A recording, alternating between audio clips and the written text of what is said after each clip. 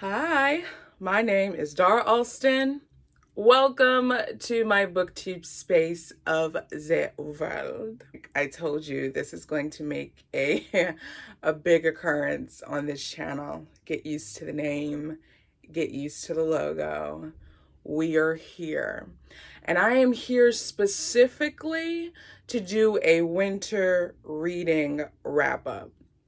Now, I want to do seasonal wrap-ups instead of monthly wrap-ups because I am not a fast reader as my other YouTube predecessors. I like to take my time, digest, nurse a book as I read it, yes. And so I do have quite a bit of books for you guys. I have 8, 6, 7. We'll see by the end of this video. I have some that are Kindle and some that are print. Let's start with our print guys, shall we? So let's start off with my childhood reread series. For those of you who are new, welcome. I'm doing this reading challenge for myself where I'm rereading books that I read in my childhood. And the first series that I'm starting with is the True Colors series by Melody Carlson. And so for my winter reading list, I had book 4, book 5, and book 6 on this list. So book 4, I did away with it. I DNF'd it, as the lingo says. This one, Pitch Black, Color Me Lost, deals with suicide, and it was too emotionally taxing and I just couldn't do it. So I had to DNF this. I guess that speaks to her writing. I will say, even though I only read about 50 pages of this, this was some of her best writing. The tone of the teenage girl in this one was more believable than the other ones that I've read. And her writing was stronger in this one. I'm just sad that I couldn't finish it because of me. It's me, not you. It's me. I did finish book 5, Burnt Orange, Color Me Wasted. And this has to do with drinking. This is actually my favorite one of the series so far. With this specific series, I haven't read all 12 books. So some of these books I'm going to be reading for the first time as an adult. And this one is my favorite so far.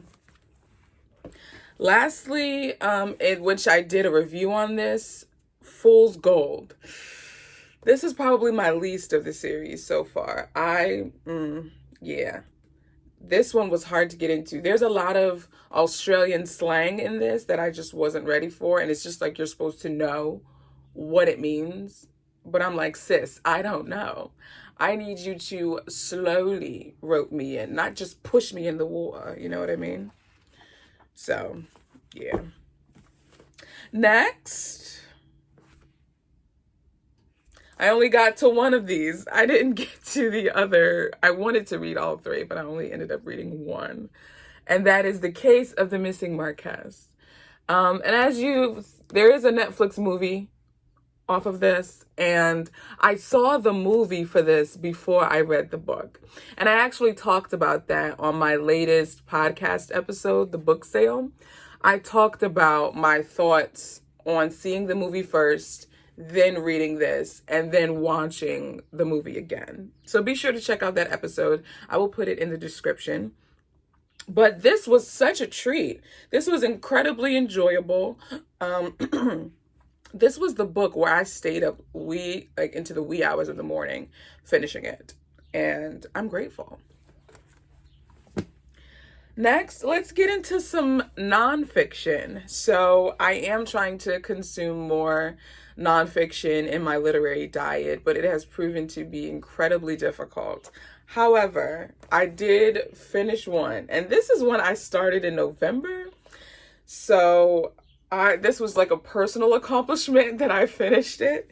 And this book is called Lit, A Christian Guide to Reading Books. And what I appreciate about this book is it really goes into the nitty-gritty of what reading looks like for a Christian, and how, as a Christian, we prioritize the Bible first and then everything else comes after. But I love that he addresses all types of subject matters. So he addresses reading fiction that is both Christian and non-fiction and non-Christian. He goes into reading sci-fi and fantasy. And he even gets a bit practical in talking about how to read a book and annotations and how to make time to read.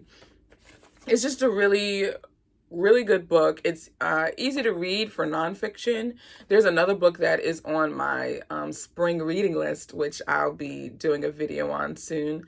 That is a little bit more in depth. I kind of glanced at it and I could see, all right, this one's going to be a bigger chunk to take out of as opposed to this. But I appreciated his language, his tone, and the subject matter. So I would definitely recommend this book. So next, we are going to go to Kindle, and I really do want a Kindle. I'm using my iPad as of late. We'll see. Next, this is a book that I completed, The Wedding Dress Christmas by Rachel Hawk. This is my first read by this author, and I finished this early in January. I was wanting something like, I was still in the Christmas mood. So I just wanted a little something to kind of, quench that. And this is only about, I think, 90 pages or 100 pages. Like it's a very cute appetizer. And it was cute. It was cute. What I didn't know is that this is actually a special Christmas installment of a book that she already wrote called just The Wedding Dress. And so the premise is that there's this wedding dress that's supposed to, I don't know if it's magical, like I don't know. But it's like a dress that has been passed down from two different women. And for each woman that has worn this wedding dress, it like always perfectly fits them. And it's the dress that they've always wanted. And yeah, it was, for not having read The Wedding Dress before reading this, I think it's completely fine. And it was a cute read. The next book that I finished, and actually the last book for the winter, is Hadley Beckett's Next Dish by Bethany Turner. Now, I had the extreme privilege and honor to interview Bethany on my podcast, season 2 or season 3 of my podcast. She's an incredibly strong writer to me. She is so talented in capturing strong voices for characters. And this is contemporary fiction. And first of all, it's about food. I mean, right there, you should just be going to Amazon and clicking purchase, right? But so we have Hadley Beckett, who is like this sweet, small town, all-American girl chef on the Cooking Channel, or whatever the Food Network is called in this book. And then you have Mr. Max Kavanaugh. And I just have to call him Mr. because the way he presents himself in the book warrants a Mr. Mr. Max Kavanaugh, who wears black V-neck t-shirts and skinny jeans and boots, and he's just a bad boy. Like, he's like the bad boy of whatever the Food Network is on here. And he has anger issues, okay? They competed in a competition together, and the homie blew up on our girl Hadley.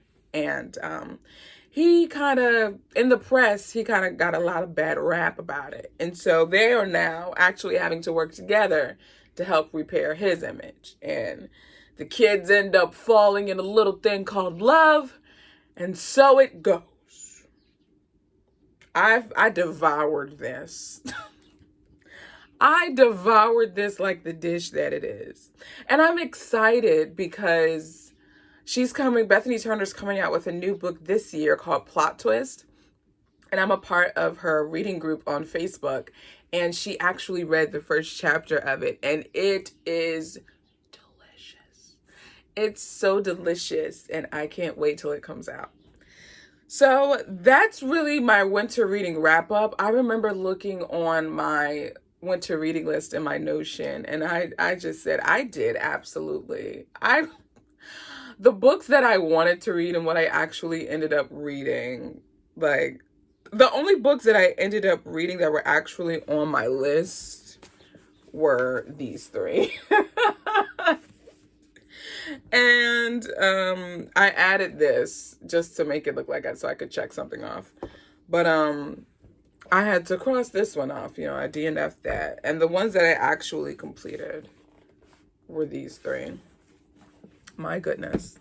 But that just goes to show you, you never know, because I'm a mood reader, so like you never know where your reading journey is going to take you across the, you know, across the plains.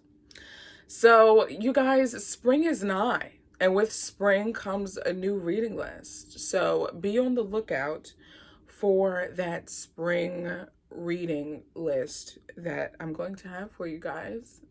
Thank you so much for watching, and I hope to catch you guys in my next video.